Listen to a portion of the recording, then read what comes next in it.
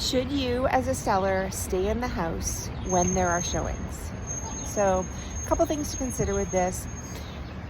The first thing I would ask you is, what is your end goal? Is your end goal to sell your place, or is your end goal to sell your place for the most amount of money? Because depending on your answer, there's going to be two very different outcomes. So, first of all, you might just want to be in the house because you think, oh, I'm going to be really helpful.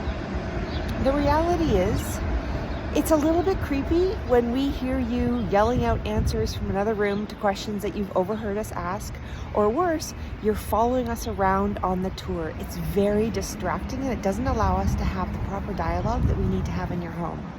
Number two, you might work from home and you're like, what am I supposed to do? A couple different options. You can go find an external workspace depending on how many showings your property is going to have.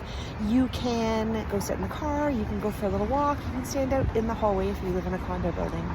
Three, you just don't feel comfortable with people being in your house. If that is truly the case, then I think that there might be alternate selling methods that would work better for you than having public showings. And four, you have items in your house that you're concerned about. Also, I have a conversation with all my clients before we start showings and ask them to remove any personal items and take them to an external storage or locked up facility, and also to have a call with their insurance company so that their insurance company is aware of what's happening and they are protected.